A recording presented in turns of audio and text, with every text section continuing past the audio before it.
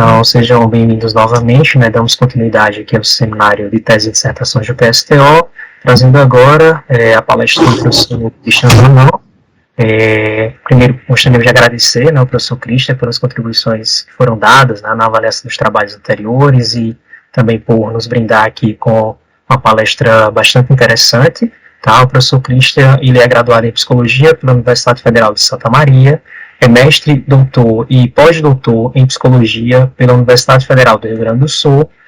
Atualmente ele é professor no programa de pós-graduação em Psicologia da Universidade Federal do Rio Grande do Sul, tem experiência, né, e desenvolve pesquisas com ênfase em psicometria, psicologia positiva e personalidade, e além disso tem interesse em modelagem de equações estruturais, teoria de resposta ao item e G-modelos. O professor Christian é editor associado da revista Psicologia, Reflexão e Crítica, é membro e coordenador do grupo de trabalho da ANPEP, denominado Avaliação em Psicologia Positiva e Criatividade, e é primeiro tesoureiro da Associação Brasileira de Psicologia Positiva. Então, professor Christian, fique à vontade. Nós temos aqui, né, em torno de 1 hora e 15 para a sua apresentação e posterior abertura de debate com a plateia. Beleza, então, Thiago, muitíssimo obrigado, né, pelo convite. Também gostaria de agradecer ao professor Ronaldo, né, que fez o contato inicial, o Rosenberg também, que intermediou. Pessoal, gostaria de dizer assim, que é uma honra muito grande para mim, né, tá podendo aqui avaliar os trabalhos, fazer essa conferência para vocês. Muito legal poder compartilhar o trabalho assim, num programa que é referência de prestígio aí, né, nacional e tal. Então, muito obrigado mesmo. Né? Então, eu vou fazer aqui a apresentação para vocês e na sequência a gente pode conversar um pouco. Então, que eu pensei trazer um trabalho aqui que representa uma parte considerável do que eu tenho feito de pesquisa e que eu particularmente acho que é uma pesquisa legal. Né? Então, avaliando otimismo em crianças e adolescentes, um estudo psicométrico. Passando aqui um negócio. Bom, então essa apresentação que eu vou fazer para vocês, né, ela é baseada nesse artigo aqui que a gente publicou na Psychological Assessment esse ano, né, que contou aqui com 2 ex-doutorandas do nosso programa, né, a professora Cláudia Giacomoni, com o Patrick Heath, que é um colaborador americano, e então elas eram doutorandas, né, a gente pegou um pouco do banco das duas ali para compor a amostra e tudo mais, e então esse aqui é a referência que segue, certo?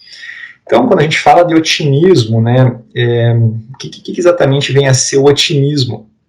É aquela certeza ou aquela super expectativa assim, de que as coisas vão dar certo, que vão acontecer como a gente quer, que vai fluir. Né? Então, essa imagem aqui, aquela coisa, né, imagens valem por 1000 palavras. Então, aqui tem uma pessoa assim, com uma super expectativa de que vai dar certo, tá positiva em relação ao seu futuro. Né? Então, acho que isso dá uma grande ideia.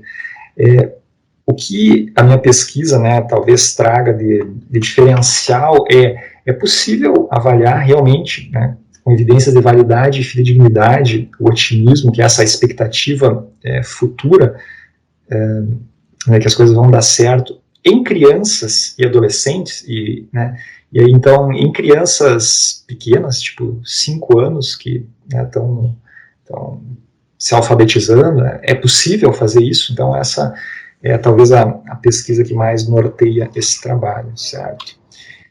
Trago aqui para vocês, né, que a pesquisa no otimismo tem ganhado bastante atenção no Brasil nas últimas décadas, predominantemente com adultos e adolescentes, né? E o otimismo, as pesquisas mostram que é uma variável bastante relevante, né, que pode ser especialmente relevante para crianças e adolescentes, porque ela está associada, então, à capacidade de superar adversidades, ter maior autoestima, mais percepção sobre as competências, né, e menos sintomas depressivos. Né? Então, vamos combinar que o otimismo parece que é uma coisa legal de se ter em crianças e adolescentes. Né? E, por fim, isso parece se constituir, né, como um fator de proteção, uma fonte de resiliência para lidar com adversidades. Então, vamos combinar que, de repente, o otimismo é uma coisa relevante da gente estudar. Bom, O Youth Life Orientation Test, né, que é o teste de orientação para a vida com adolescentes, que é o foco da nossa pesquisa aqui, ele mede, então, expectativas otimistas e pessimistas de crianças e adolescentes. Ele foi derivado, né, do Life Orientation Test Revised, que é um teste para avaliar otimismo disposicional em adultos. Né, então, mais ou menos copiou a ideia, adequou os itens para uma faixa etária menor. O ILOT, então, é usado, né, em vários países do mundo para avaliar otimismo e pessimismo em adolescentes, mas não tinha ainda sido adaptado para o Brasil. Né, então, isso acaba limitando a possibilidade de pesquisas sobre otimismo em crianças e adolescentes e também limitando intervenções para promover o otimismo, né, já que a gente considera que o otimismo é uma coisa importante, que pode ser inclusive uma fonte de resiliência, pode ser bem importante a gente estar desenvolvendo otimismo aí, né? E aí, como é que a gente avalia se as intervenções estão funcionando ou não? A gente precisa de um teste que funcione bem, que seja adequado para isso. Então, esse estudo vai buscar suprir essa limitação, né, investigando a estrutura interna, a invariância, a fidedignidade e relações do bem-estar através de autorrelato e relato dos pais. Né? Então, vai ser um conjunto de evidências de validade que eu vou estar apresentando para vocês. Para quem não conhece a ILOT, eu trago aqui, né, rapidamente, composto por 12 itens, né, metade são itens que avaliam no sentido negativo, né, são itens negativamente escritos. Por exemplo, as coisas geralmente dão errado para mim. Quando eu não tenho certeza do que vai acontecer, eu geralmente imagino que vai ser alguma coisa boa, então um item negativo, outro positivo, e assim por diante, né? Então são itens que vão focar no futuro, né? Ele é respondido uma escala tipo Likert de 4 pontos, certo? Então, só para vocês ficarem mais próximos do que eu vou estar apresentando, esse é o ILOT, certo? Bom, uma questão bem relevante na literatura opa, deixa eu só minimizar aqui, puxar um cantinho para não atrapalhar. Tá, fica ali. Não, pera, deixa eu só puxar aqui, que acho que fica melhor. Aqui, pronto. Então, uma questão importante, né, como eu falei para vocês, o ILOT ele tem itens positivos e tem itens negativos. Né? Então, a questão que surge posso considerar que o otimismo é um construto psicológico unidimensional, em que no polo inferior do contínuo eu tenho pessimismo e no polo superior eu tenho otimismo, né? Então, nesse contínuo, ao longo desse contínuo, teriam variações de otimismo, né? Quanto mais para cima, mais otimista, quanto mais para baixo, mais pessimista. Ou, então, seria o caso de eu ter dois fatores distintos, onde eu tenho um fator otimismo, que vai do baixo otimismo até o alto otimismo, e esse baixo otimismo não necessariamente é pessimismo, é simplesmente não ter expectativas positivas, e o pessimismo, por sua vez, é um baixo pessimismo até um alto pessimismo. Né? Então, o que acontece, né, nesse contexto? E talvez, né, faça sentido a gente pensar nessa questão, porque apesar do teste, né, ser originalmente criado para avaliar otimismo e pessimismo, se a gente pensasse um pouco quanto que realmente faz sentido a gente pensar que alguém é otimista e pessimista também, né, porque se são fatores independentes, teoricamente eu poderia ter pessoas otimistas e pessimistas também. Claro, né, são fatores relacionados, compartilham uma variância. Mas então, o que acontece? A gente tem aqui uma questão teórica também a endereçar, né?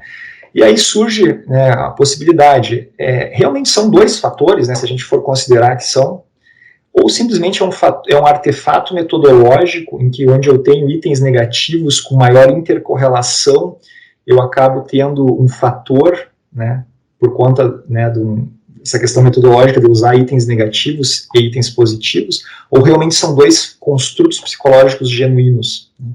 E aí a gente vai ter achados contraditórios, né, na literatura internacional e mesmo na nacional. O ILOT, né, a gente tem visto, né, alguns autores defender a solução unifatorial, que teoricamente seria mais plausível, outros defender a bifatorial.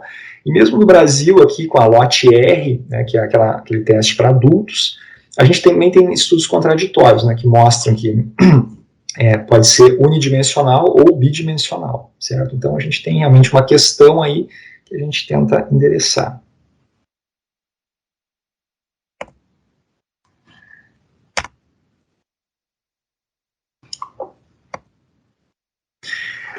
Outra questão importante é quando a gente tem, quando a gente quer avaliar um construto ao longo de uma faixa etária em que tantas diferenças acontecem, né? E diferença a gente pode pensar inclusive desenvolvimentais, como por exemplo crianças até adolescentes, muita coisa muda, elas não apenas crescem, mas cognitivamente há muita alteração. E surge a questão, faz sentido eu usar uma mesma escala, né, para adolescentes e para crianças, né?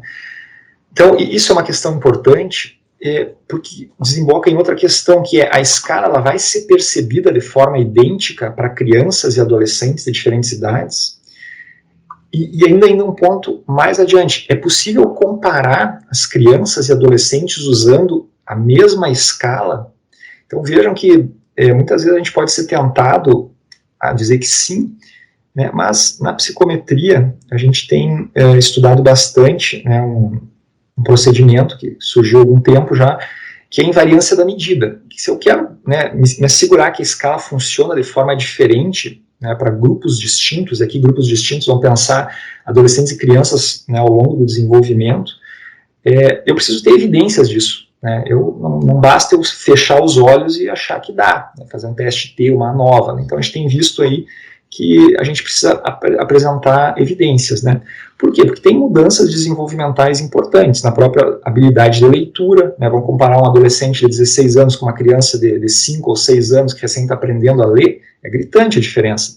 Né? A capacidade de memória, quanto que ela vai lembrar de aspectos importantes dela para pensar, quanto que a própria autopercepção da pessoa é desenvolvida para ela dar uma resposta a um item que pergunta para ela sobre como é que as coisas vão acontecer. Né? Então, tem bastante coisa em jogo, então não é uma questão assim tão trivial. Né? Tudo isso pode afetar a maneira então pela qual os participantes entendem e respondem aos itens individuais. Para responder, então, né, a questão do grau de invariância, e se é possível a gente assumir que essa escala funciona de forma adequada para esses diferentes grupos, e que ainda eu posso comparar esses grupos, né, eu preciso endereçar aqui os graus de invariância da medida e que eu tenho nessa escala para estes grupos. Então, basicamente, tem 3 níveis que são os mais usados. Um é o configural, ou seja, a estrutura fatorial é a mesma entre os grupos, ou seja, eu tenho o mesmo número de fatores, o mesmo número de itens carregando os mesmos fatores, é um nível básico. Né? Eu tenho um nível seguinte, que é o nível métrico, que para além dessa estrutura fatorial, eu tenho as cargas fatoriais, né, que vai indicar, digamos, o quanto que aquele item impacta no fator, na verdade, quanto que o fator impacta no item, né? Mas, digamos assim, é um aspecto super importante, né? Se a carga fatorial entre os grupos é similar ou não, porque se não for, os itens provavelmente estão sendo percebidos de forma distinta entre os grupos. E, por fim, a invariância escalar é quando eu tenho a mesma estrutura fatorial, as mesmas cargas fatoriais e, além disso, os interceptos. O intercepto é o ponto onde eu vou mostrar um gráfico na sequência que ilustra isso melhor, mas é como se fosse o ponto de origem, né, da minha função de grupos distintos na minha variável latente. Então pode ser que eu tenha pontos que cruzam o meu intercepto ali em pontos diferentes e indicam que tem diferenças também entre os grupos. Certo? Então esses 3 níveis de invariância, eles são hierarquicamente mais restritivos. Para eu chegar no escalar, eu preciso do métrico e do configural, e cada vez eu vou restringindo mais coisas. Certo? Só para ilustrar aqui para vocês essa questão um pouco melhor, vamos pensar 2 grupos aqui, um de suicidas e de não suicidas. Né? Então aqui eu tenho que responderam uma escala, né, de defeat, que seria algo tipo uma desmotivação, alguma coisa assim, né? Então eu tenho aqui, né, a variável latente no eixo Y e aqui os scores observados nessa escala no eixo X. Então vamos pensar aqui, ó, quando eu tenho ângulos diferentes nas retas, né, quer dizer que eu tenho diferentes cargas fatoriais, né? Então, se não são paralelas, eu tenho diferentes cargas fatoriais. Então, aqui eu tenho diferentes cargas fatoriais, e o intercepto que eu estava dizendo é aqui, ó, é o ponto em que ela cruza o eixo Y. Então, eu tenho diferentes cargas fatoriais, não são paralelas, e cortam o eixo Y em pontos distintos, né? Então, eu não tenho nem invariância métrica e nem escalar. Nesse exemplo aqui, ó, eu tenho retas paralelas, então tem os mesmos cargas fatoriais, mas cortam o eixo Y em pontos distintos. Então eu teria uma invariância métrica, mas não escalar. Nesse exemplo aqui, ó, eu tenho, né, retas não paralelas, mas que cortam relativamente no mesmo lugar. Então eu teria, né, mesmos interceptos, mas cargas fatoriais distintas. E aqui eu teria, nesse outro caso, mesmas cargas fatoriais e mesmos interceptos, então teria invariância escalar, certo? Para eu poder responder a questão de que se eu posso comparar grupos ou não, eu preciso de invariância escalar, certo? Então vejam que não é pouca coisa, a gente tem que dar uma investigada. O que foi feito, né, uma proposta aqui desses autores Banford e Lagatuta, para avaliar crianças abaixo de 8 anos, desculpa, porque o iLOT foi criado para avaliar crianças de 8 a 16 anos. Então surgiu já a questão, é possível usar essa escala em crianças menores, né? E esse estudo aqui na Espanha, então, simplificaram os itens, removeram os advérbios, fizeram sentenças mais simples e apresentaram para crianças aqui de 8 anos, né? Esses autores também leram em voz alta os itens para as crianças e ofereciam uma escala pictórica, tipo essa aqui, ó. Essa aqui é a que a gente usou, tá? Não é exatamente a dos autores, mas só para ilustrar para vocês, eles davam então, né, um cartãozinho com um quadradinho vazio, um pouquinho cheio, mais cheio e bem cheio, para a criança poder avaliar o quanto que ela concordava com os itens, né? Então foi uma tentativa foi feito inicialmente para tentar avaliar se as crianças poderiam responder, crianças menores poderiam responder essa escala, certo? Bom, o que o nosso estudo então está pretendendo fazer diante do que a gente falou até agora? Então a gente quer ver, né, adaptar obviamente essa escala para o português, foi o que a gente fez, e avaliar, né, o que acontece. A gente tem aqui no Brasil uma solução de um fator, de 2 fatores, né, e os estudos ali brasileiros, eles usaram tanto análise, o que mostrou unidimensionalidade era um estudo exploratório, que acho que fez análise de componentes principais, o que mostrou uma solução de 2 fatores, usou uma análise fatorial confirmatória, mas acho que foi com maximum likelihood robusto, que, digamos, não são os métodos mais adequados para responderem essa questão. A gente tem métodos mais refinados, e aí a gente empregou esses métodos também.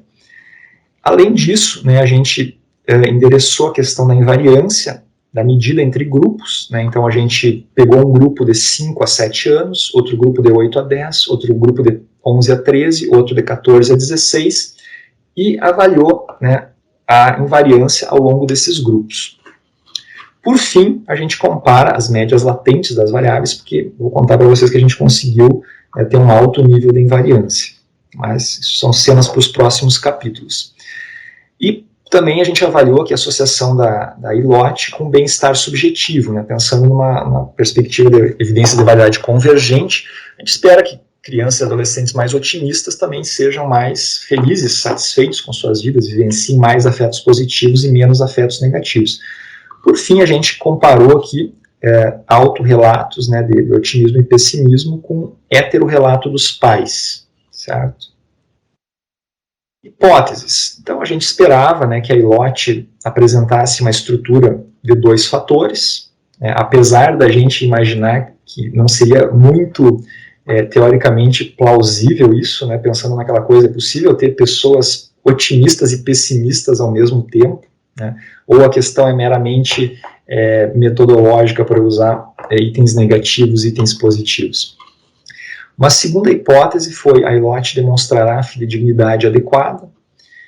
A terceira hipótese, a iLOT vai apresentar invariância escalar entre os grupos, quer dizer, a gente esperaria que a escala fosse compreensível ao longo de todos os grupos, né, e que as crianças respondessem da mesma forma que os adolescentes. Então, por fim, a gente pudesse comparar esses scores, né? A gente imaginava que se isso fosse possível, a gente perceberia que o otimismo tenderia a diminuir ao longo, né, do aumento da idade e o pessimismo tenderia a diminuir. Esperaria que, né, o otimismo correlacionasse com bem-estar subjetivo e que, por fim, o auto e o heterorrelato tivessem correlações positivas no sentido de que os pais percebem suas crianças, né, de forma mais otimistas, se elas de fato são, e menos otimistas, mais pessimistas talvez, se elas são mais pessimistas. Então a gente tinha essa expectativa. A gente vai conversar mais sobre isso na sequência. Para dar uma ideia, né, dos participantes aqui para vocês, a gente teve então os 4 grupos que eu falei, né?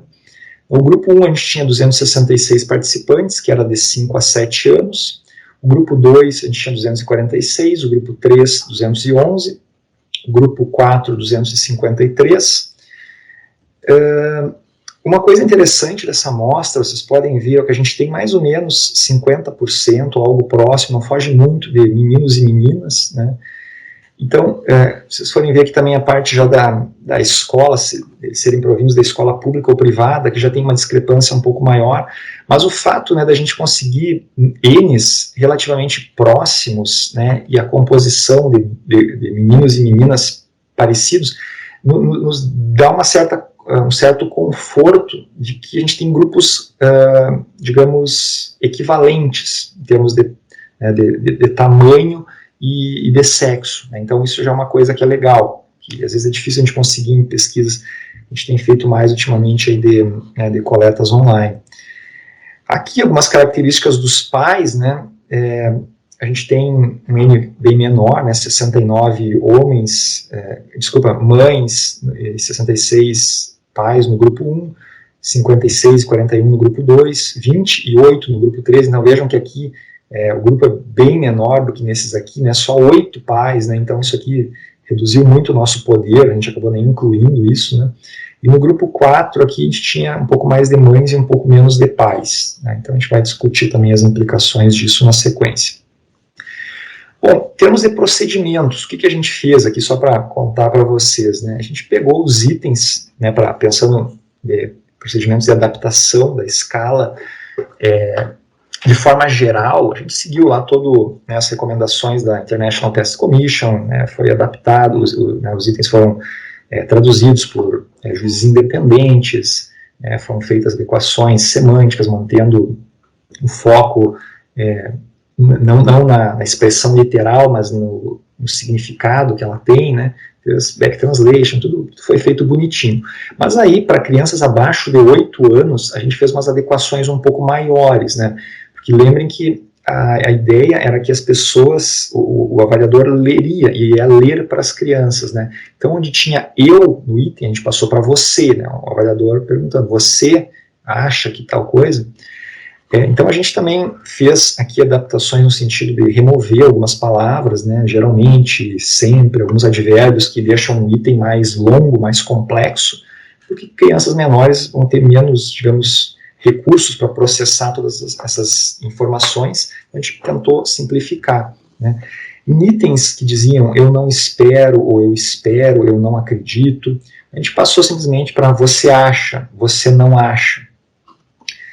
A escala de resposta também foi adaptada, né, de eu não espero para discordo totalmente, concordo um pouco, lembrando, né, que era dada aquela escala pictórica num cartão, era entregue para a criança, então ela via ali o que significava o mais ou menos, né, dela concordar mais ou menos com a sentença, com o item que era dado para ela. E, além disso, foi feito um treinamento, né, com cada criança que se perguntava, por exemplo, eu gosto de bolo, dava a escala e dizia, quanto tu gosta? E daí mostrava, aponta para mim aqui, faz sentido, então concordo totalmente, se tu gosta de bolo, não gosta muito de bolo, então tu marcaria essa aqui. Então se fazia, né, alguns itens que não tinham nada a ver com o teste, até garantir que a criança tinha entendido como usar aquela escala, né. Eu imaginem a trabalheira que deu para fazer isso com 266 crianças, mas foi feito. Então abaixo de 8 anos foi feito esse treinamento, e as demais já responderam diretamente no papel e lápis, né. Procedimentos éticos, né, todos foram seguidos. A gente usou aqui a ELOT, que a gente adaptou, PANA-C, que avalia afetos positivos e negativos em crianças, a escala de efeitos positivos e negativos para adolescentes. Então, é importante também chamar a atenção aqui que a gente não tinha os outros testes iguais, adequadamente, né, já preparados para dar para crianças de 5 anos até adolescentes de 16 anos. Então, para adolescentes, a gente acabou usando alguns testes diferentes, né, do resto da amostra. Mas o iLOT foi comum a todos eles, né? Então a gente usou também a escala multidimensional de satisfação de vida, a escala de satisfação de vida global, né, para adolescentes, e o LOT-RC, que é para avaliar o otimismo da perspectiva dos pais sobre os filhos, certo? Então o nosso plano analítico de análise de dados foi uma série de análises fatoriais confirmatórias, né, como eu vou mostrar para vocês na sequência, invariâncias da medida, e correlações, né, das variáveis otimismo e pessimismo com as demais. A análise de invariância da medida, tecnicamente, também são análises fatoriais confirmatórias, eu só diferenciei para deixar claro o que foi feito, certo?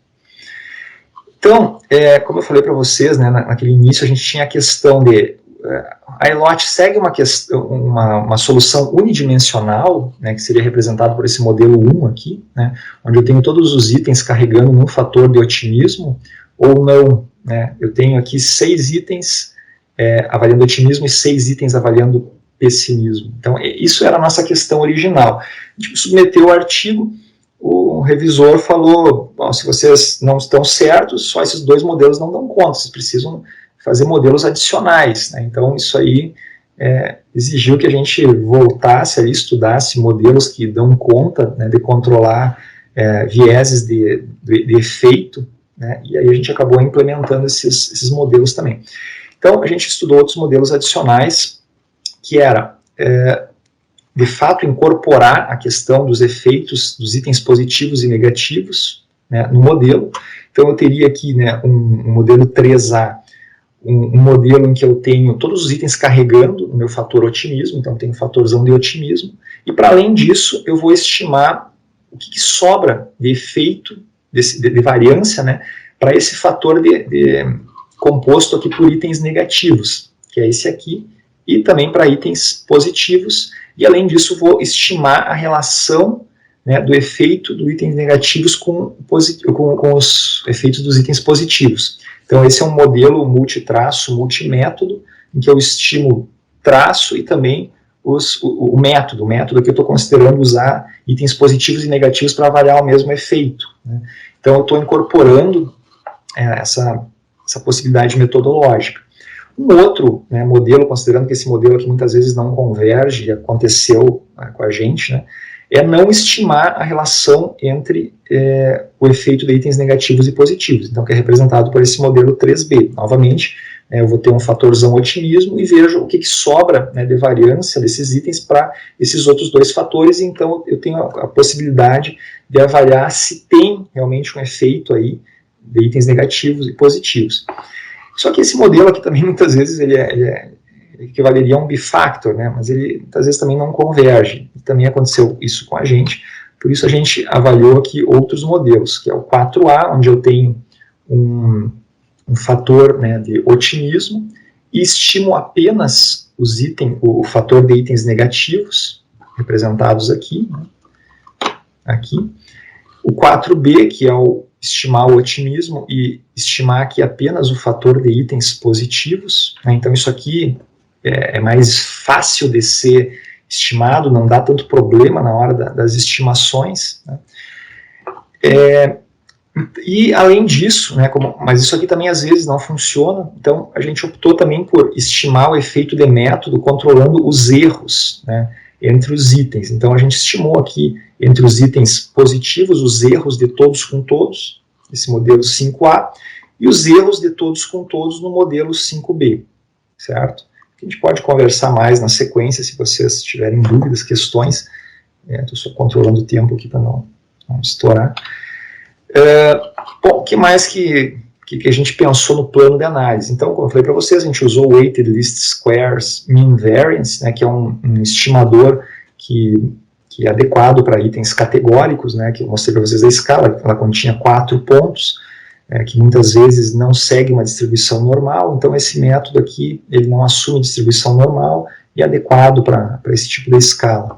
A gente considerou o Q² não significativo, também como um indicador de ajuste do modelo. Isso aqui para quem gosta de estatística, né, pessoal, não vou me deter muito nisso. Mas, enfim, né, seguindo uma recomendação clássica aqui do Rui Bentler, né, o RMSA menor que 0,06, SRMR menor que 0,08, CFI acima de 0,95, então sugere um bom ajuste, né, dos dados para o modelo que eu estou propondo. Isso aqui é uma forma da gente, né, estabelecer um certo limite na discrepância do que é aceitável em termos de erro para o que não é aceitável, né? Então, enquanto esses dois indicadores aqui avaliam a questão do resíduo, que é a diferença do modelo predito para o observado, eu tenho aqui também o CFI, que é um índice que vai levar em conta a adequação do meu modelo em comparação a outro modelo, digamos, similar, certo? Outros índices aqui, né, que também são usados aqui um pouco mais flexíveis, né, o RMSA menor que 0,08, o CFI acima de 0,90, já indicam que os nossos modelos são aceitáveis. Isso aqui só contextualizando um pouco, né, então a gente pegou todos aqueles modelos e vai olhar todos esses números aqui para ver quais daqueles modelos apresentam melhor ajuste, né, e com base nisso a gente... Claro, a gente não vai ficar só nos índices de ajuste, a gente vai olhar se as cargas fatoriais são significativas, se as variâncias dos fatores são significativas, e com tudo isso a gente vai conseguir ver que modelos são mais plausíveis, certo? A gente não fica só na coisa estatística, a gente vê também a coisa teórica. Então isso aqui seria para avaliar aqueles modelos que eu mostrei para vocês, né? Para avaliar a invariância da medida, perdão, acabei não traduzindo isso aqui. Então, para a gente comparar, né, o nível configural, métrico e escalar, a gente geralmente, uma das estratégias, né, é avaliar a diferença desses índices de ajuste de um modelo para o outro. Como eu falei para vocês, né, quando passa do configural para o métrico, que eu fixo as cargas fatoriais dos dois grupos, dos 4 grupos no nosso caso, digo, elas vão ser as mesmas, é muito mais difícil, né, a gente alcançar isso, é muito mais restritivo. Então eu espero que tenha uma piora no ajuste. Só que essa piora não pode ser muito grande, né? Então, de novo, esses índices aqui nos ajudam a colocar um limite no que é a piora aceitável. Então, o que é a piora aceitável do nível configural para o métrico? É uma variação de 0,05 no CFI, é aceitável, de 0,010 no RMSA ou uma diferença de 0,020 no SRMR. Então, se a gente tem, né, essas pioras nos ajustes até esse nível, eu tenho evidência de que meu modelo mais restritivo tá ok, né, posso ir adiante. Se eu não tenho, né, se o nível é maior de mudança, aí eu paro no nível anterior e não vou adiante, certo?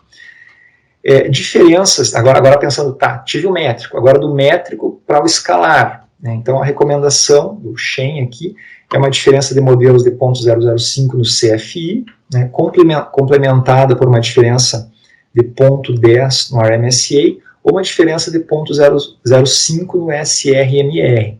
Tá? Então, se eu tenho novamente isso, eu tenho evidências que o meu modelo escalar tem suporte, certo? Então, tudo isso foi o que a gente olhou aí na sequência. Então, agora eu vou trazer para vocês os resultados, o que de fato a gente achou. Novamente, para quem gosta de estatística, aí, né? Então, a gente tem aqui modelo 1, modelo 2, modelo 3A, 3B, 4A, 4B, 5A e 5B, com todos os índices de ajuste aqui, né, que eu apresentei para vocês antes, e aqui os valores, né, dos índices de ajuste para cada um dos grupos, o G1, G2, G3, G4. Então, só lembrando, né, o G1 são as crianças dos 5 ao 7, aqui embaixo, né, talvez facilite. O G2 do 8 ao 10, G3 dos 11 aos 13, G4 dos 14 aos 16. Então, tem essa penca de resultado aqui, e com base nisso eu vou olhar quais são os modelos que apresentaram melhor ajuste. E aí, o que a gente percebeu, né, que o modelo 2, que é o modelo de 2 fatores, modelo bidimensional, né, apresenta, né, CFI, RMSA, SRMR, adequado no grupo 1, 2, 3, né? A gente vê que no grupo 4, né, ele não está assim, ele estaria até aceitável aqui no CFI, mas no RMSA está um pouquinho, né, acima, até 0,8 seria ok, o SRMR 0,8, 0,81 ok, né, mas é mais o SRME, RMSA menor, um pouquinho acima, né, do valor adequado. Isso foi interessante, porque quando, na primeira versão do artigo, é também interessante essa apresentação a gente contar assim, que as coisas não saem sempre tão bonitinhas como estão no artigo, elas vão e vêm e mudam um monte, né? Então, por conta desse pequeno valorzinho acima, a gente tinha assumido que esse modelo não era adequado para os adolescentes. Mas os dois revisores, né, falaram, pô, isso aqui é uma discrepância tão pequena, né, considerando todo o resto, assuma que essa discrepância é ok e siga adiante com a invariância, né? Então, foi o que a gente fez, junto com testar todos esses outros modelos. Para além, então, do nosso modelo 2, o modelo 4B também teve índice de ajuste muito bom, né? Até melhor, se vocês forem ver aqui, ó, vejam o CFI, né, no grupo 4, o RMSA, é melhor o ajuste do que no modelo 2. Né? Se vocês forem olhar os demais, já não é tão clara assim a coisa, né? Por exemplo, aqui o modelo 3A não conseguiu estimar, né? O 3B também não, aqui no modelo de um fator, vejam só, valores inaceitáveis de CFI, RMSA ruim, né? E nos demais, seguindo o mesmo padrão. Então, só vou voltar aqui para vocês verem qual é o modelo 4B, certo? Só para fixar. O modelo 4B é esse aqui, ó, tá? Então, eu tenho um fator de otimismo, além disso, eu tenho o fator de itens, né, de método de itens positivos também estimados. Então, esse aqui foi o melhor, junto com esse modelo 2 aqui, que é o mais usado mundialmente, certo? Então, eu fiz essa retomada aqui só para a gente manter em mente o que segue. Aqui olhando, né, para a estatística descritiva, né, do otimismo e pessimismo, já que funcionou então esse modelo de dois fatores bem, né, então aqui média, desvio padrão. Vejam aqui o nosso tradicional e conhecido alfa, né, com valores baixos, até inaceitáveis aqui para otimismo ao longo dos grupos, né, mas quando a gente usa um ômega de McDonald, né, que é um indicador de fidedignidade mais sensível, né, que leva em conta a carga fatorial e o erro dos itens, a gente tem valores aqui bem mais interessantes, né? Então, isso aqui para enfatizar que o ômega é bem legal. A gente vê isso tanto no otimismo quanto no pessimismo, né? Aqui a gente pode ver, né, a distribuição. Alguém está falando alguma coisa? Algum problema na apresentação? Não, Cristian, tá tudo tranquilo na apresentação. Alguém abriu o microfone, eu não consigo... Tá, eu estou ouvindo uma coisa. Tá, beleza. Já foi resolvido. Tá bom. Qualquer coisa avisem aí. Então, seguindo aqui, né, pessoal, aqui está o modelo de dois fatores, né, de otimismo e pessimismo, né, os nossos 12 itens no grupo 1, no grupo 2, 3 e 4. E vocês podem ver, né, que as cargas fatoriais aqui, ó, por exemplo, pega o iLOT 2, né, 0,49, 0,46, arredondando 0,50, 0,46, são muito próximos, né. Então, vocês podem ver que realmente aconteceu, né, de cargas fatoriais serem muito próximas para todos os itens em todos os grupos. Todas as cargas foram significativas, né, todas as variâncias dos fatores foram significativas, que também é um aspecto super importante de estar olhando, né. E aqui, né, a covariância entre os fatores, que eu botei um fizinho aqui, mostra que tem uma sobreposição considerável, né, de otimismo e pessimismo entre eles, né, mas isso aqui a gente não avaliou. Você pode ver que é um pouquinho mais baixo, aqui 0,60, 0,76. A gente não entrou nesse grau de avaliar a covariância dos fatores. Bom, na sequência, então, como eu mostrei para vocês, né, o modelo tradicional de dois fatores funcionou bem. Para além disso, aquele outro modelo de um fator geral que estimava também o efeito de itens positivos funcionou melhor ainda. Então, a gente testou a invariância de ambos. A gente foi adiante com os dois, entre os 4 grupos, certo? Então, aqui a gente tem, né, o nível configural, métrico, escalar, né, para a solução de dois fatores, e aqui também os mesmos níveis, configural, métrico e escalar, para o outro modelo, né, que tem um fator geral mais um o modelo ali, o fator de método, a gente chama isso de G-factors, né, que tem modelos que tem um fator geral e mais um outro fator adicional, ou mais fatores, né. Então, aqui estão os nossos índices, né, que a gente apresentou antes, né, e a gente vai olhar aqui o delta deles, né, que é a variação quando a gente passa do nível configural para o métrico, né. Então, a gente vê aqui, né, que a variação do CFI, do RMSA, do SRMR são muito pequenos, né, a gente vê às vezes até que, né, quando passa do configural, aqui é mínima a diferença, aqui, né, até melhora o índice, né.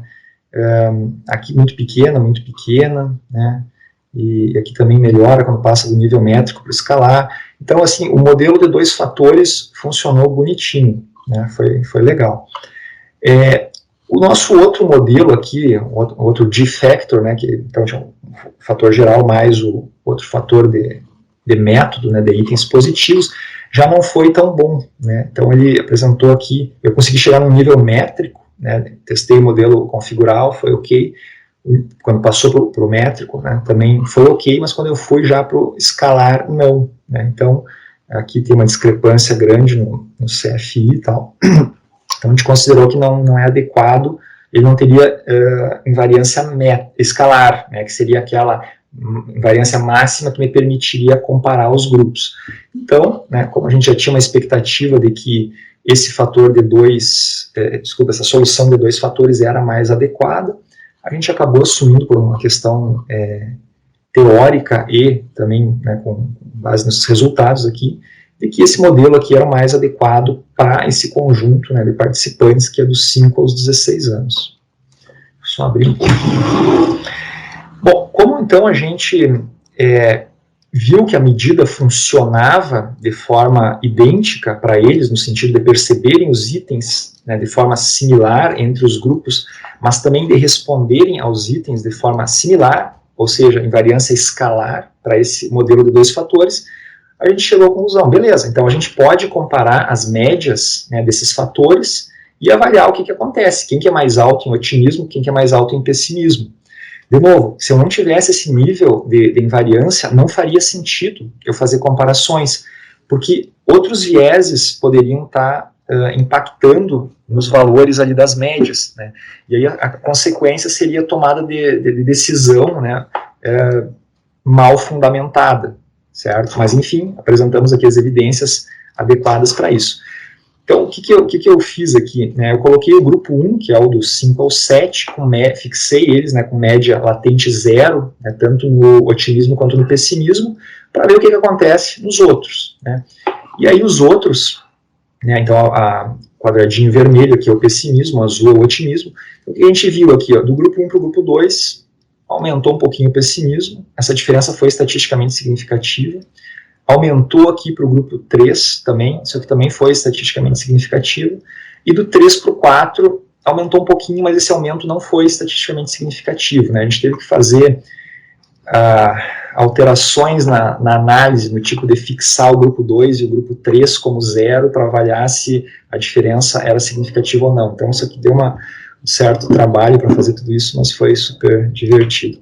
E por sua vez a gente percebeu aqui, né, que o otimismo declinou, né, de um 0 foi para negativo no grupo 2, mais negativo no grupo 3 e por fim diminuiu bastante no grupo 4, sendo que todas essas diferenças foram significativas entre si.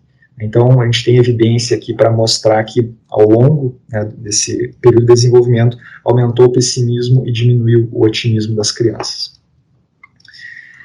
O que mais que a gente tem de resultados aqui? Bom, a gente precisava de evidência, validade convergente. E aí, o que a gente vê aqui na parte de autorrelatos, né, grupo 1, grupo 2, 3 e 4, otimismo e pessimismo, a gente vê aqui que, né, a satisfação devida, afetos positivos e negativos, todas tiveram uma associaçãozinha, né, da forma esperada, o otimismo correlacionou com satisfação devida, com afetos positivos, e negativamente com afetos negativos, né. Isso aqui tendeu a aumentar um pouco, né, a magnitude dessas correlações tenderam a aumentar um pouco com o passar da idade, né. Só esse grupo 4 aqui que não faz muito sentido a gente dizer que aumentou, apesar de ter aumentado, porque a gente usou instrumentos diferentes, mas igual, né, a gente tem a nossa evidência aqui convergente, então a gente não pode comparar, mas ok, tem evidência convergente. Na parte aqui, né, das respostas do autorrelato de otimismo e pessimismo com o relato das mães e dos pais, vejam que interessante, ó, nesse grupo 1 aqui, que é do 5 ao 7, a gente não tem, né, a gente não tem correlações significativas, que significa que a avaliação das mães e das crianças não estão batendo, né. Isso aqui já muda, né, no grupo 2 e no grupo 3, tem uma correlação significativa aqui do otimismo, né, não do pessimismo aqui, mas tem aqui no pessimismo e não no otimismo com adolescentes, né. Então isso aqui é aquelas bruxarias que acontecem, assim, que a gente não tem lá uma grande explicação do que acontece e resta dizer que tem que interpretar com cautela o que acontece. Aqui medida, então, né, da avaliação dos pais, acontece o mesmo padrão das mães no grupo 1, né, não tem relação.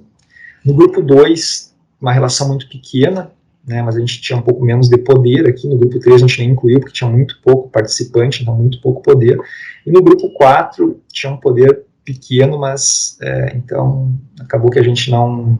Muito pequeno poder, para um efeito que a gente esperava que fosse maior, a gente não tem relação, né. Então a avaliação dos pais aqui pouco nos permitiu compreender sobre como é que os pais percebem os filhos, a não ser nesse grupo 1 aqui que a gente pode ter mais segurança de que realmente não está batendo, né. A gente vai explorar isso mais na discussão aqui. Bom, então o que a gente pode levar aqui da ILOT? Vou dar uma aceleradinha no final. É uma medida válida e fidedigna, né, para crianças de 5 a 16 anos no contexto brasileiro. O otimismo diminui, o pessimismo aumenta com o aumento da idade. Nosso modelo de 2 fatores, né, que é o que a gente esperava que realmente fosse o mais, ganhasse suporte, foi o que ganhou suporte. O nosso modelo de 1 fator, que era aquela questão de posso pensar que as pessoas podem ser otimistas e pessimistas ao mesmo tempo, não ganhou suporte, né, então eu não devo fazer um score único, né, recodificando os itens negativos e somando tudo, porque eu não tive suporte, como os próprios autores aqui, né, os grandes proponentes do otimismo, Carver e Shire, sugerem que poderia ser feito, né, a gente não tem evidência para isso a partir dos nossos resultados. O modelo 4B, né, que é aquele outro fator geral e mais o fator dos itens, né, positivos, apresentou um ajuste bom, né, indicando então que pode sim ter um erro sistemático na forma com que os participantes respondem a esses itens positivos, né, e isso abre uma questão de que, bom, isso deve ser endereçado futuramente de forma mais adequada em estudos subsequentes. O primeiro estudo, então, esse é o primeiro estudo conhecido que investigou a estrutura fatorial, invariância e fidedignidade da ILOT em crianças abaixo de 8 anos, né, aquele estudo espanhol que eu mostrei para vocês fez isso, mas não fez uma análise fatorial, eles fizeram isso trabalhando com amostras muito menores, eles reportaram os alfas apenas e fizeram comparações, mas assim, digamos, sem evidência de validade de que o que eles estavam propondo realmente funcionava. Então o nosso tem esse diferencial, a gente produziu todo esse conjunto de evidências de validade, né. Esses resultados suportam então o uso, né, dessa escala em crianças abaixo de 8 anos, desde que, né, sejam lidos os itens para as crianças em voz alta, se use a nossa escala pictórica ali, e se faça um treino com as crianças para responder os itens, né. Vamos pensar, crianças de 5 e 6 anos, tem uma filha de 6 anos, fico imaginando dar uma dificuldade, né, então a gente tem que ter um cuidado extra com isso.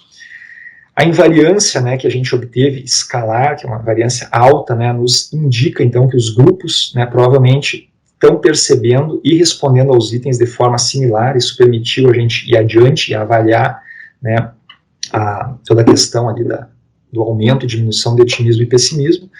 E as nossas evidências convergentes com o bem-estar aqui no autorrelato estão de acordo com a literatura, que mostram que crianças e adolescentes mais otimistas também são mais satisfeitos com a sua vida, vivenciam mais entusiasmo, afetos positivos de forma geral e menos afetos negativos. Então, legal, redondinho, funcionou.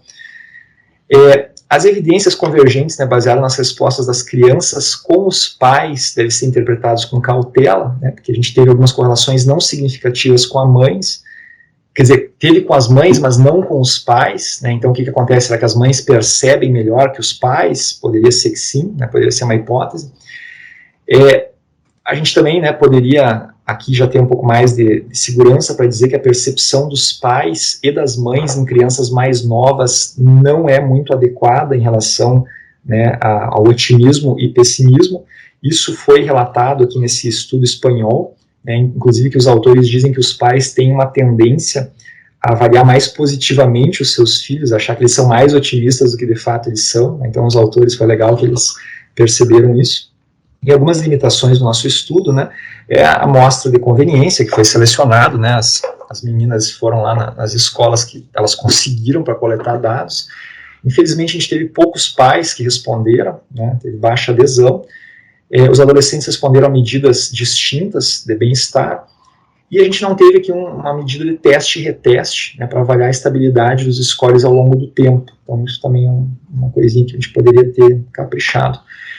Então, por fim, eu finalizo a minha apresentação aqui, né, esperando que a gente possa estar aí avaliando otimismo e pessimismo de forma válida e fidedigna em crianças e adolescentes, promovendo intervenções que, né, permitam que eles possam estar se tornando mais resilientes, mais motivados, mais autoeficazes, mais felizes, né, porque isso tudo tende a levar para coisas adequadas, sucesso profissional, futuro e tudo mais, certo? E um desenvolvimento, claro, positivo também, saudável, certo?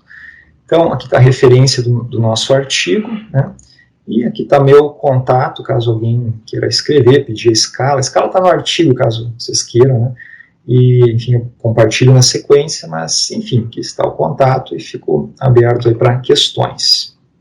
Certo? Vou só finalizar o compartilhamento aqui. Então, Cristian, muito obrigado pela excelente palestra, né? Nós abrimos agora espaço para uma conversa com a plateia.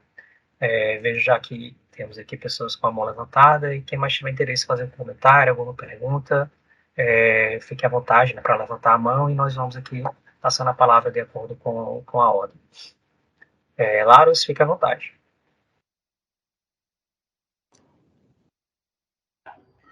Bom, Cristian, dá para ouvir? Me ouvir? Eu acho que sim, né? Eu espero que Tranquilo. sim. Tranquilo. Ótimo. Então, parabéns com a sua apresentação. Eu gostei também da sua presença aqui. Uma pena que é apenas online, né? Porque senão a gente poderia colocar as conversas, né, em dia. Com certeza. Eu só tenho uma pergunta simples, vamos dizer, né? Que dizer, em primeiro lugar, parabéns com a apresentação, mas também parabéns com a publicação do artigo do Psychological Assessment. Só queria perguntar para você quanto tempo levou tudo isso, né? Desde o início do estudo até a publicação. Se você escreveu primeiro em português e depois em inglês, como foi? Fala um pouco sobre o processo do artigo. Legal, professor Laros, uma satisfação revê-lo aí. Isso é uma pergunta bem interessante, assim, porque, nossa, o processo foi bem interessante, assim. A Cíntia, né, chegou para mim com os dados e pediu assim, me ajuda aqui a analisar, não estou muito segura. E aí eu fui reanalisar, né? Pensei, vamos usar um estimador aqui mais robusto e tal. E eu comecei a me surpreender com o que eu estava vendo, né? Eu digo, pô, isso aqui não são resultados que se conseguem com essas amostras aqui e tudo mais, né? E daí eu pensei assim, pô, isso aqui tem potencial, vamos adiante, vamos brincar mais um pouco, vamos ver essa invariância, vamos ver o que acontece. Pô, a gente via otimismo caindo, e, pô, isso aqui é legal. Então eu propus para elas, vamos escrever em inglês isso aqui. Elas já tinham um artigo, assim, uma primeira versão em português. Eu pensei, pô, vamos fazer em inglês isso aqui. Aí, tá, foi. Só que aí eu fui reescrevendo tudo, né, porque daí tinha que explicar um monte de coisas novas, a discussão mudou. A introdução, a gente teve que fazer uma outra introdução para contemplar todas essas questões metodológicas, né. Então, em termos de tempo, professor, da escrita, digamos assim, do momento que eu peguei o banco de dados, acho que deu uns 2 anos. Do momento que eu comecei a analisar os dados, a escrita do artigo, submissão e aceitação, seguramente deu uns 2 anos. Considerando o tempo que a Cláudia Bandeira, né, que era uma doutoranda do Cláudio Rutz, ela fez uma parte do doutorado com aquilo, nossa, ela levou meses coletando dados com as crianças de 5 a 7, né, e foi bem antes disso, e a Cíntia, né, que pegou dos 8 aos 16, também foi vários meses, assim, de coleta. Então, eu colocaria aí, por baixo, uns 3 anos desse trabalho. Que foi, assim, super, super legal, né, que a gente fez uma primeira versão do artigo, que teve uma boa receptividade, né, na Psychological Assessment, mas, assim, além disso, os 2 pareceristas e a editora, nossa, cada um, assim, por baixo, assim, umas 15 considerações de coisas para explicar, novas análises para fazer. Eu estava no meio das minhas férias, eu pensei, pô, não dá para perder um artigo na Psychological Assessment, eu vou aprender como é que faz esses modelos, a implementar e tudo mais. Aí o nosso colaborador americano também sabia um pouco desses modelos adicionais, deu umas dicas de como fazer, isso aqui é assim mesmo que tu faria e tal. Ele, não, acho que é isso aí mesmo, revisamos os valores e tal, e, né, o que a gente achou, colocou ali, e mandou. E além disso ainda voltou umas 3, 4 vezes, a editora nunca satisfeita, querendo mais detalhes, mudança de termos, nossa, foi uma novela, foi um processo assim, super interessante, eu cresci, todos os colaboradores cresceram, né, mas foi um processo muito interessante, assim, obrigado pela pergunta, professor, geralmente a gente não tem espaço de contar toda essa parte do trabalho que dá. Obrigado, parabéns. Obrigado. Nunca desistir, né, com artigos, tem que conseguir tem que finalizar, né? Mesmo que demora muito tempo. É verdade. Mais uma vez, parabéns. Beleza, obrigado, professor. Só um comentário, amanhã nós vamos ter uma palestra justamente sobre esse processo, né, de publicação, feita pelo professor Samuel Lins.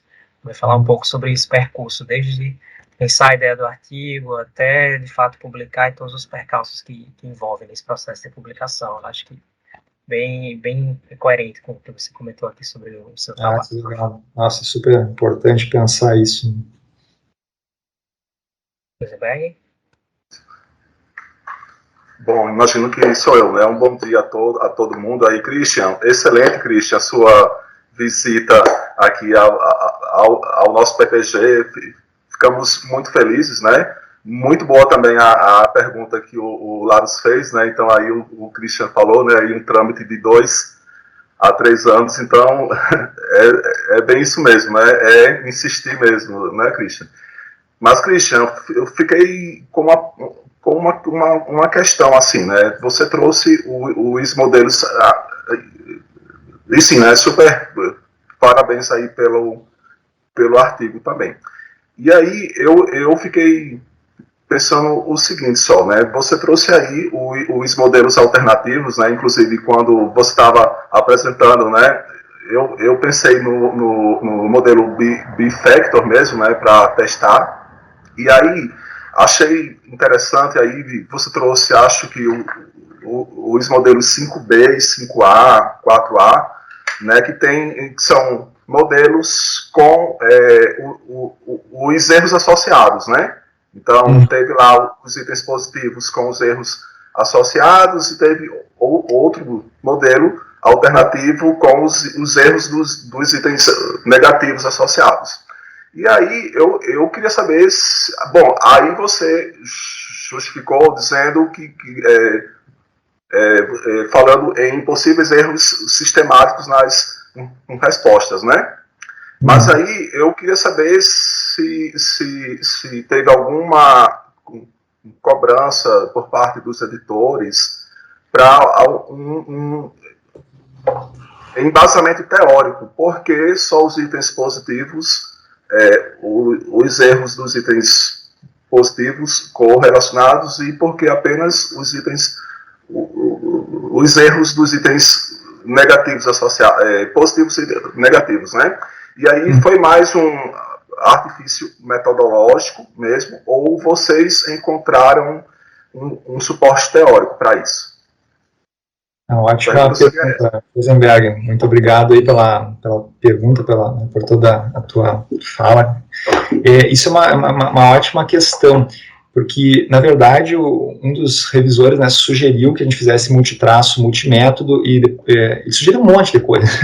E, dado tudo que ele sugeriu, algumas coisas, digamos, convergiam, né, o modelo saía e outros não, né, e meio que a gente foi eu comecei a catar coisa na literatura, né, e aí vi que os modelos que estimavam assim, mais parâmetros, como por exemplo aquele bifactor, né, que tem o fator os erros, né, correlacionados, geralmente dá problema, não vou dizer geralmente, mas assim, costumeiramente dá problema, não converge, né. Aí, bom, já tinha alternativas. Bom, tira essa relação entre os fatores, estima só um, já tem até um nome esse modelo, é o Michael Aid, lá da Alemanha, que desenvolveu essa proposta de usar o G-factor com um fator apenas, né? Então, justamente pensar que muitas vezes manter os dois não é adequado, e isso também funciona na questão dos erros, ali, Josenberg, né, que tu perguntou, né, por que a gente estimou só, por exemplo, erros positivos e não tudo junto.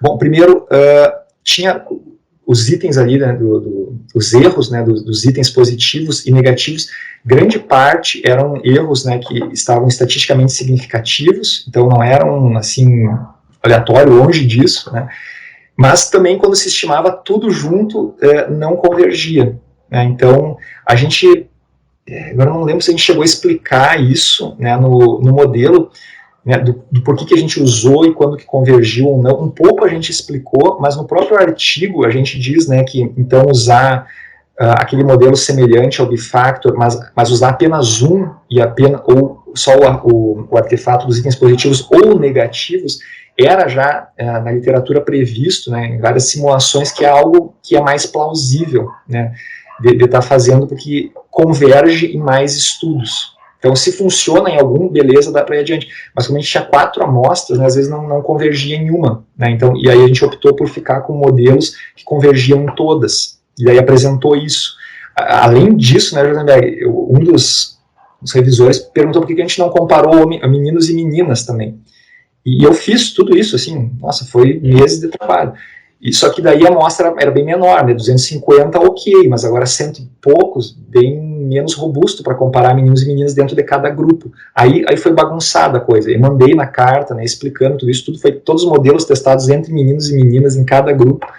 Mas daí a gente já falou, pô, tem coisa que não estão coerentes e pode ser porque a amostra é pequena, né, então a gente não está seguro em incluir, mas se vocês quiserem a gente inclui. Daí o revisor, não precisa, acho que já está, a contribuição está adequada nesse nível aí, não precisa incluir a parte de meninos e meninas. Mas eu te diria assim, tem literatura já, Josenberg, assim, que, né, dizendo use o positivo ou o negativo, porque muitas vezes não converge, né, então a gente foi por esse caminho assim. Não sei se eu respondo a tua pergunta satisfatoriamente. Sim, claro, Christian, excelente. Maravilha, obrigado. Obrigado, eu que agradeço. Né?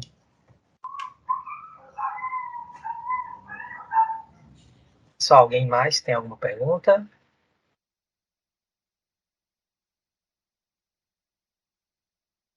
Oi, Juliana.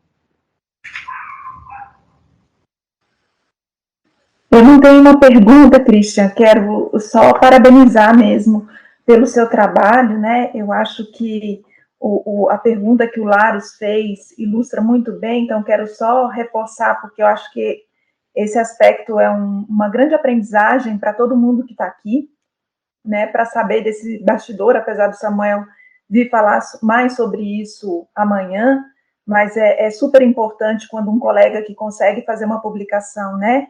Um grande veículo que a gente fala, né? Fala assim, gente, a gente precisa procurar publicar, né? Nos grandes veículos, o que isso implica, né? O que está por trás disso, né? Além de você ter um grande banco de dados, além de você ter uma ideia boa por trás, né? Que impactou numa coleta muito bem feita, né? Numa ideia muito boa lá desde o início, teve todo o trabalho de vocês aí por trás, né, de análise, de refazer tudo isso depois, além de todo o processo do editor que acreditou, dos avaliadores que fizeram um excelente trabalho de idas e vindas com vocês, né, de dando ideias e de aprimorando o trabalho de vocês e de vocês respondendo à altura, né, dos avaliadores. Vocês poderiam não ter respondido à altura e eles terem dito para vocês, não, sinto muito, não vai dar para publicar, né? Não foi isso que aconteceu.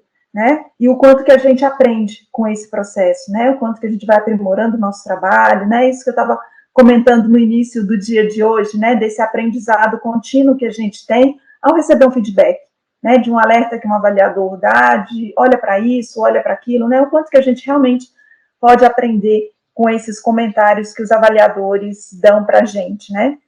Então, queria só reforçar esse aspecto e dar aqui os parabéns mais uma vez para vocês por terem conseguido, né, a publicação, né, e terem continuado nesse trabalho aí que faz parte dessa rotina nossa como pesquisador, mas que nem sempre fica tão explícito, né, quando a gente tem lá, né, que a gente fica todo orgulhoso com o nosso paper publicado e não fica tão claro assim, né, para as pessoas todo o esforço que está aí por trás.